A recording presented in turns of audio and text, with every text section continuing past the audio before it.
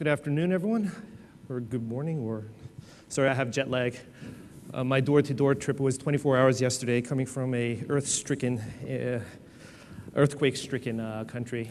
I'd like to first thank you all for first of all having me, and also sending your wishes and donations to Japan to help our country rebuild. Okay, so thank you very much. Thank you very much. So, explaining Japan in a nutshell is impossible. So, what I have for you today is a 15-minute presentation of close to 90 PowerPoint slides. So don't take notes. It's going to be neck-breaking, but I hope you enjoy. Okay, so mobile culture in Japan. So why look for answers in Japan? We're considered the Galapagos of the mobile industry. We sort of evolved on our own, and we've been left alone, and the rest of the world started talking about the iPhone and the ecosystem. But if you look at Japan, Japan is always about innovation.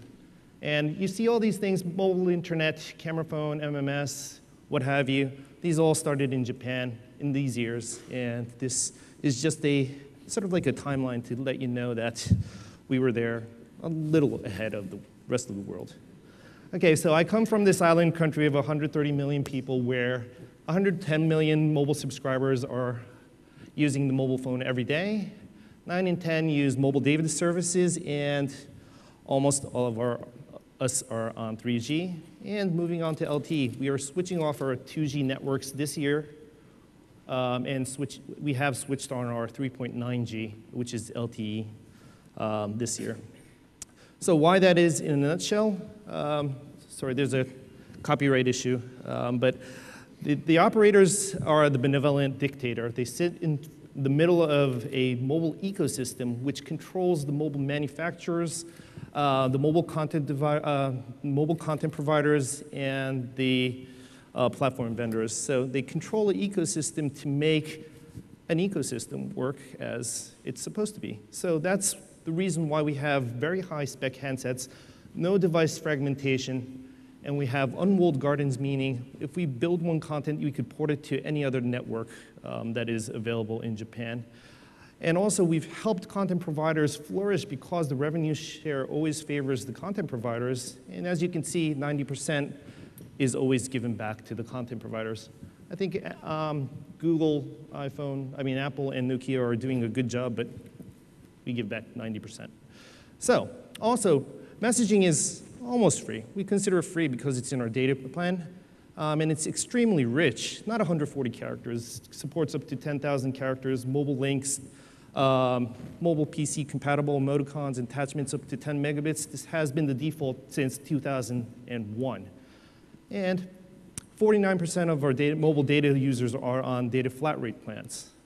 As a result of all of this, there are more than 300 billion mobile page views generated per month, not per year. And if you compare that to PC, PC is 220 billion, so you could do the math.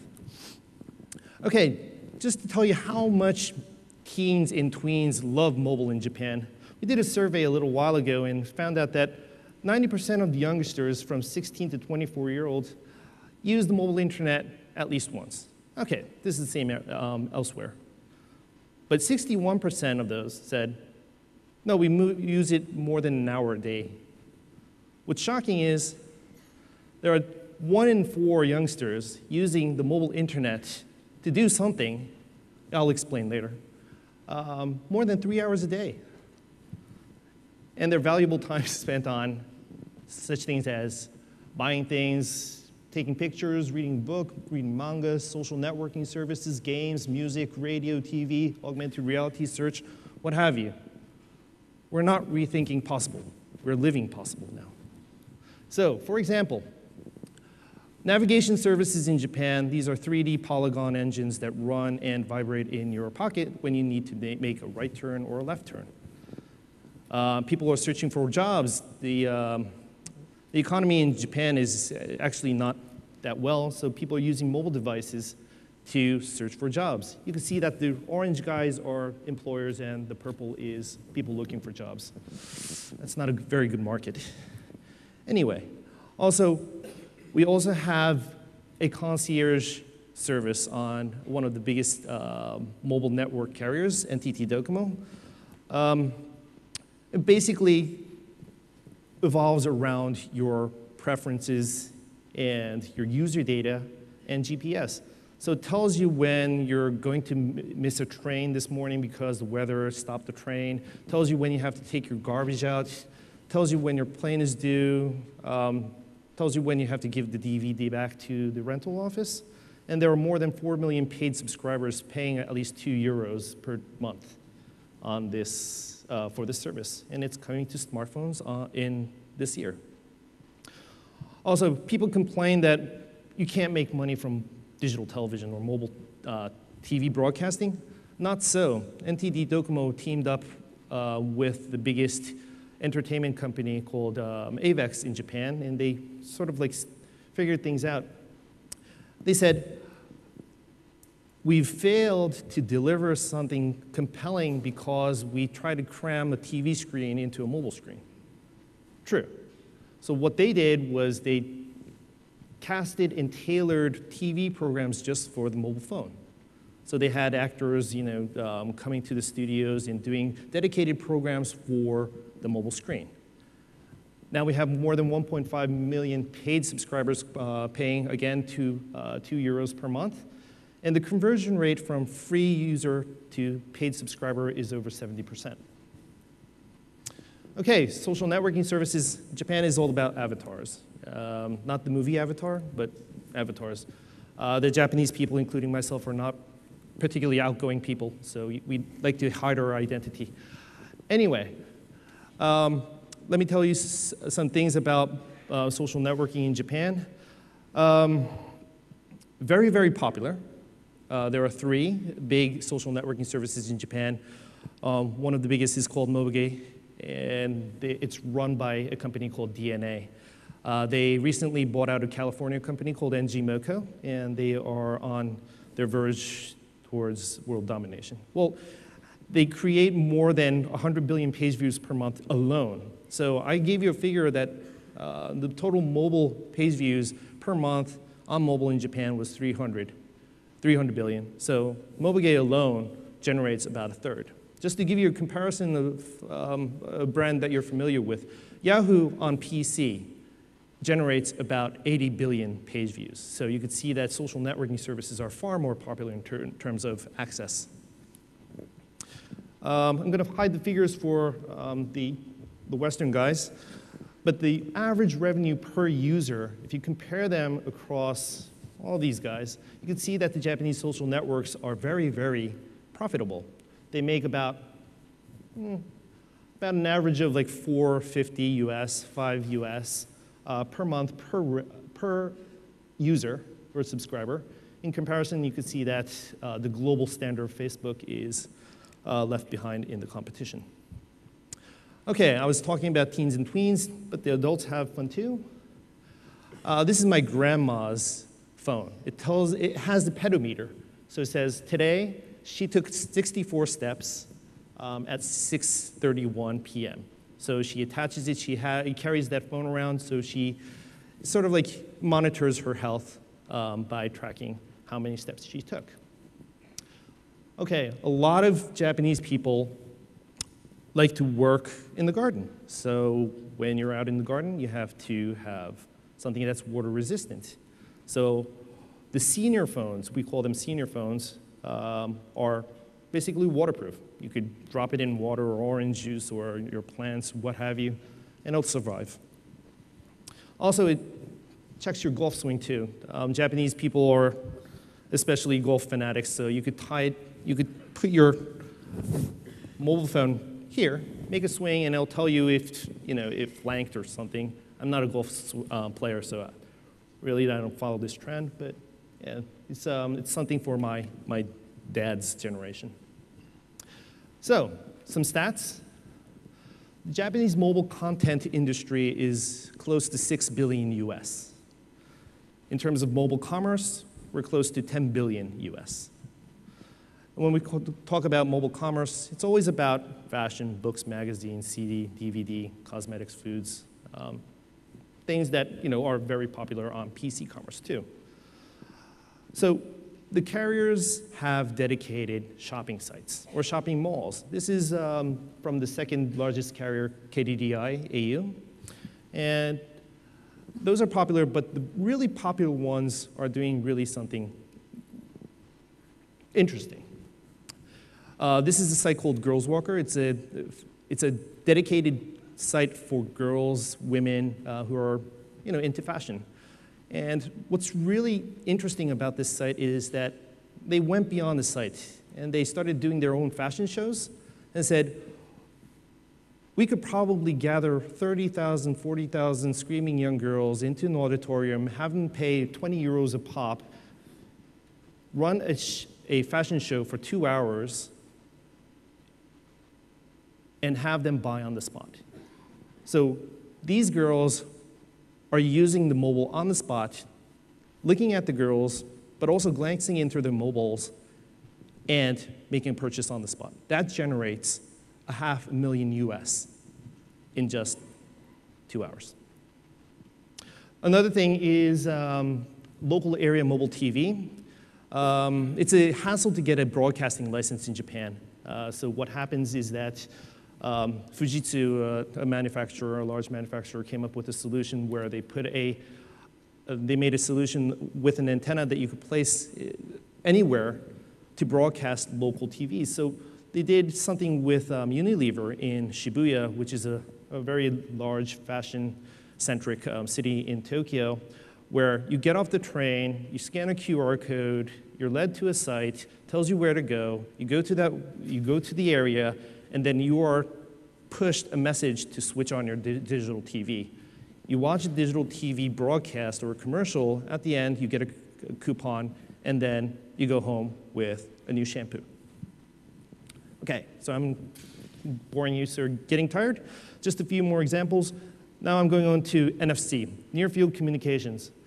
The terminology for you all is probably very new.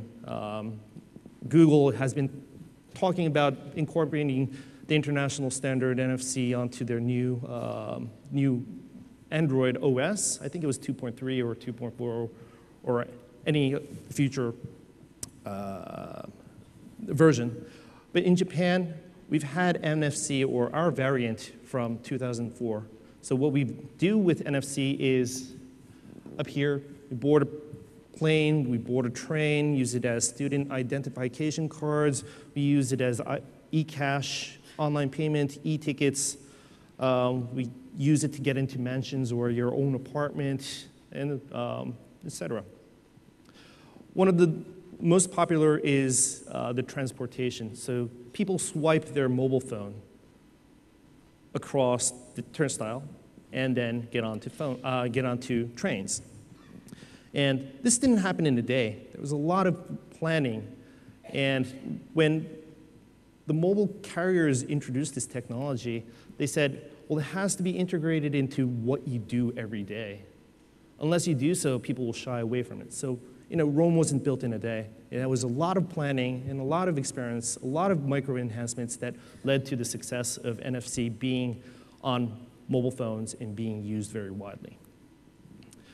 Also, people could swipe their phones over posters in stations to get information about ongoing campaigns. And these are some things that have been going on since 2006. Another fantastic example is McDonald's. McDonald's also generated or formulated a joint venture with NTT Docomo, the largest carrier in Japan, to come up with an NFC solution for coupons, coupon redeeming. So McDonald's has 16.5 million mobile subscribers to their site. There are more than 6 million people who swipe their phone every day at participating McDonald's to buy a Big Mac and redeem a coupon. But it's not just payment. It goes on to get information about who you are. For instance, Kei Shimada, Tokyo, 2 a.m., I buy a Big Mac. It's very unhealthy. So what they could do is they could send me a coupon the next day, 7 a.m., said, well, you could come to McDonald's again and get 50% off a green salad. That'll keep you healthy. Thank you, McDonald's. Okay, you're thinking, Japan is different. Android and iPhone, these are something that come from the West. If you look at Japan, Japan is all about innovation, but seldom do the Japanese people come up with something new. I've got to admit. But in Japan, the smartphone phenomenon has caught up. 1 in 10 users of mobile subscribers are on smartphones now. The 3 major carriers, NTT Docomo, KDDI, and SoftBank, have all announced that for 2011, this year, more than half of the phones that will be sold will be either an iPhone or an Android, meaning smartphones. And we're loving smartphones already. Esther just gave a really great example of augmented reality, tags in the air. In Japan, we also have this too. It's called Sekai camera. Sekai in Japan means world. So you could scan, like this, coupons that are hovering over restaurants, news about vacant apartments, deals, what have you. A virtual reality is placed over a real reality, but it's helping people live a life that is more convenient. And don't be alarmed when people start swiping their mobile phones like this. There are people, or there are companies now providing coupons in the form of butterflies. And you just have to catch that butterfly that is hovering right in front of you. If you're interested, let me know. I know the company. I'll get you in touch. 開発しました。 Okay, another one is 本田技研工業株式会社のデモンストレーション広告をお見せします。 Thank you. All right, so this is in-app advertisement. You can see that's very analog. You know, we like very sexy UI, but in this sense, for this app, I like how it's integrating advertisement into analog. So you could see that you could go to, you could phone the dealer, you could find GPS location for a dealer, and also go to their site. Talking about Japanese advertisement, and I have to wrap up pretty soon. Japanese advertisement is very big. It's about 60 billion US, but it's fallen 5% year on year. And mobile advertising is only 2%. But it's reached over $1 billion US. It's by far the largest mobile advertising market in the world. And when I say 1 billion, it's 1 billion. So just to wrap it up, NTT Docomo is the largest carrier in Japan. It has 54% of the whole mobile subscriber market, but they're not really good with English. So they use sort of like really hard to understand taglines, lifestyle infrastructure. Really don't know what it means. But in other words, they just want to glue you to the screen 24/7. So if you want to look for answers of what you should do in mobile, why not look towards Japan? And another reason is that Japan is the only place where mobile internet has been functioning nationwide for over a decade. So remember this. So the lessons learned. Long-term vision, patience pays off. Standardization, don't reinvent the wheel. Micro steps of enhancement. Rome was not built in a day. But most of all, listen first. Your customers are always your best mentor. And if you understand, your future is bright. So a little bit of Infinita, we do research and consulting, mobile strategy workshops, investment advisory, business facilitation. We build our own apps. We have a free web blog called infinita.tv. If you're interested in finding out what people are doing in Japan on mobile, come give us a peek. And also, we just released the iPhone app where it's the first social video alarm. You could send videos of yourself to a Facebook friend. You could go search for it on iPhone. These are the people that we work for, and this is where you can find me. Thank you very much.